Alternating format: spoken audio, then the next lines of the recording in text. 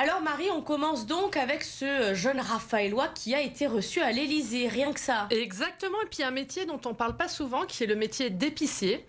Donc Julien Mention travaille à Taste of Gourmet, c'est une épicerie haut de gamme à Saint-Raphaël, qui est tenue par un jeune qui s'appelle Arnaud Schmitt, que je connais de longue date.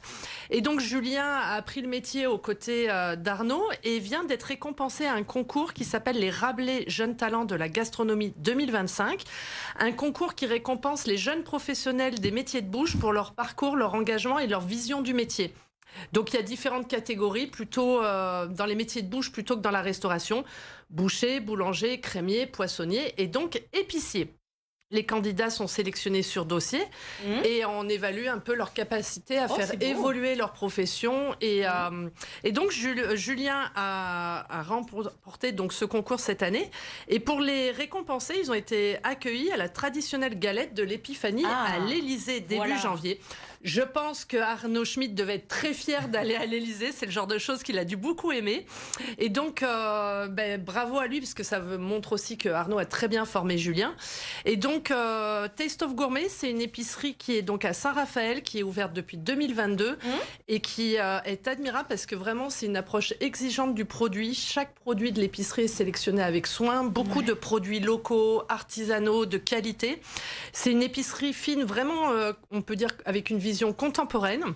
Et c'est pas seulement une épicerie, puisque Arnaud propose des clubs de dégustation avec des ateliers, des dîners avec des chefs, avec des producteurs, donc un programme d'animation très sympa. Vous y êtes déjà allé? Qu'est-ce qu'on Non, c'est un peu loin, Saint-Raphaël, et je m'excuse auprès d'Arnaud, parce que ça fait des années qu'il m'invite à y aller, mais ça me fait beaucoup de route. Nous, on y allait. Mais on y trouve vraiment Vous l'avez déjà fait, je crois. Nous, on y allait, on a fait un reportage sur son Gino Mimosa au moment de la saison, il avait sorti tout ça, et donc on l'avait mis en valeur cette épicerie, donc son produit, le Gino Mimosa. D'ailleurs, il devait sortir, il m'avait dit, un nouveau produit à base de mimosa cette année, donc je sais pas ce que c'est, peut-être qu'on aura l'occasion on va l'appeler pour d'en parler avec la mémoire de cette rédaction aussi, merci. Mais très bel endroit à découvrir, et donc on les félicite pour ce concours, ce prix, et puis cette petite escapade à l'Élysée. Bravo. Mention spéciale donc pour Julien. C'est ça. Il s'appelle Julien Mention. Ouais. Bravo, vous n'avez même pas relevé la blague. La table de la semaine. Vous nous emmenez à Sanary. À Sanary, Bienvenue. Alors bienvenue, qu'est-ce que ça veut dire? Bienvenue, non? Eh bien, pas seulement. Pas du tout. Ça veut dire, ça veut dire bien. Alors nous, ça sonne comme bienvenue, mais ça veut dire en vietnamien mer et montagne. Et donc le chef de ce restaurant est originaire du Vietnam, donc ça collait parfaitement. Mer et montagne, bienvenue, c'est l'esprit de la table et ça reflète vraiment la proposition de ce lieu, puisque Anthony Régnier, donc qui est le chef, et sa compagne Marine Vitry, ils ont ouvert ce restaurant en juillet 2025, c'est tout nouveau. Ouais. Et la proposition, c'est 2 menus, un qui est plutôt autour de la Provence et de la Méditerranée, donc plutôt mer et montagne, et un autre qui est plus asiatique, qui est un peu cuisine fusion. Et j'ai été vraiment Vous avez pris le menu asiatique, vous, Marie? J'ai pris le menu asiatique, donc c'est ça qu'on voit en photo. Je retournerai pour l'autre menu, parce que franchement, j'ai été bluffée. C'est une cuisine qui est très technique, très créative, et je trouve qu'Anthony a vraiment sa personnalité dans les assiettes. Et ce qui m'a bluffé, c'est qu'il n'a pas un parcours chez des étoilés, des meilleurs ouvriers de France. Il a travaillé dans des restos plus trop traditionnels, et donc en fait, ça montre vraiment que c'est un passionné, qui s'est cultivé lui-même et qui a appris vraiment le métier par passion. Et c'était vraiment une très, très belle découverte, une cuisine personnelle, pointue, précise, savoureuse, gastronomique. Alors pour vous mettre... Qu'est-ce que vous avez mangé là-bas? Ouais, je vais vous donner un exemple concret pour illustrer un peu ce qu'on voit en photo. On a bien faim. J'ai mangé donc une chair de tourteau préparée avec du yuzu, avec du radis daikon à cru. Qu'est-ce que c'est une variété. Je savais que vous alliez me le demander. C'est une variété de radis, tout simplement. D'accord. Et servi avec un bouillon de tourteau asiatique qui était concentré, qui était plein de saveurs. Et à côté, un petit crabe farci, pareil, à la chair de tourteau, à la poitrine de porc et saindoux. Donc vraiment un terre-mer. C'était succulent. Donc vous voyez sur les images, c'est très bien dressé. On a des amuse-bouches, on a des plats, chacun à chaque fois avec une petite déclinaison à côté, un bouillon. C'était vraiment délicieux. Et le dessert, donc c'est Marine qui prépare les desserts. C'était un crémeux amande au rhum, de la coco, un praliné coco torréfié, espuma de crème de coco. Le décor, c'est un gel de citron pur qu'on peut manger et qui apporte l'acidité au dessert. Et c'était servi avec une crème d'avocat, un sorbet citron kumbaba. C'était vraiment exceptionnellement bon. C'était très léger pour finir le repas. Et en fait, ce qui est vraiment rigolo, c'est que c'est une toute petite table. Il y a 3-4 tables, pas plus. Ah ouais? Pas plus. C'est vraiment une table de poche. Anthony est en cuisine, Marine fait les desserts et sert en salle et ils viennent vous amener eux les plats. Donc vraiment il y a 3-4 tables, mais c'est vraiment pas beaucoup. Ah non, il n'y a pas d'extérieur. Il n'y a pas d'extérieur. Il faut trouver la petite porte dans la rue Barthélemy Dudon, non, ou Dudon Barthélemy, c'est ça, Barthélemy Dudon.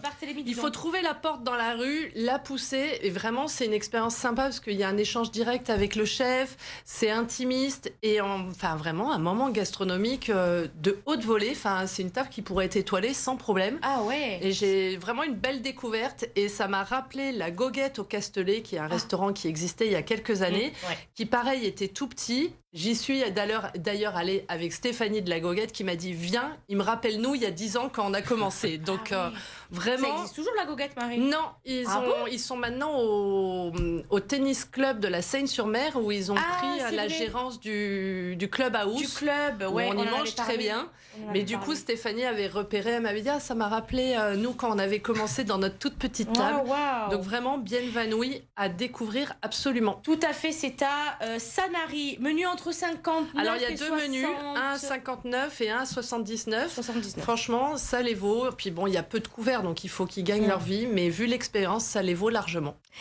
Et ce week-end, Marie, vous nous emmenez à Hops. Et évidemment, le rendez-vous incontournable. Tous les restaurateurs de Hops m'ont envoyé des messages pour me dire est-ce que tu viens? J'ai compris le message, on en parle. Donc c'est la 33e fête de la truffe. Et cette année, pour la première fois, il me semble, il commence dès le samedi soir. Donc le samedi de 17h à 19h, un marché aux truffes avec des démonstrations de cavage et un feu d'artifice. Et le dimanche, donc la grande fête du terroir autour du diamant noir de Hops, avec démonstration de cavage, marché aux truffes, démonstration culinaire aussi par les chefs des toques blanches. Ça, c'est 10 € par personne, mais vous voyez les chefs cuisiner, vous pouvez goûter des plats assez originaux. C'est payant la démonstration culinaire, mais on peut goûter. On peut goûter, voilà, chacun mange les petits plats qui sont préparés. Évidemment, un moment fort et convivial il me semble, c'est l'après-midi. La brouillade géante à la truffe qui sera préparée par la confrérie mondiale de l'omelette géante. Et dans l'après-midi, la célèbre vente aux enchères des plus belles truffes, vente aux enchères qui est donc au profit du patrimoine local.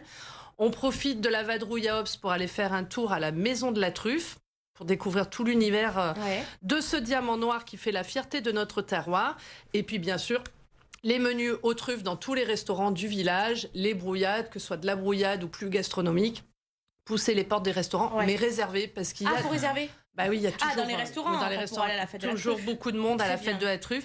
Et si vous n'avez pas de place dans les restaurants, il y a des food trucks et des petits plats à emporter pour manger sur le pouce. On allait manger, Julien, vous vous rappelez? Oui, ça me rappelle quand on est parti en vadrouille tous les trois. On était bien au Saint-Marc. Ils nous ont sorti toutes les assiettes du restaurant. Je peux vous dire qu'on est revenu à 4 pattes. Je dormais dans la voiture. Plus et je dormais dans la voiture. Heureusement, Julien était là pour conduire parce qu'il n'y avait rien à tirer de nous. Tout à fait. Le prix de la truffe, Marie, cette année, elle était autour de 600 €. J'ai trouvé que c'était encore bien élevé pour un mois de janvier, parce que normalement, le mois de janvier, là, on a eu du froid. On est en pleine saison. Bon, la pluie va pas nous arranger, parce que la pluie fait pourrir la truffe. Mais elle était quand même autour de 600 €. Mais bon, on sait, c'est le diamant noir. On n'a pas besoin d'en acheter 1 kilo.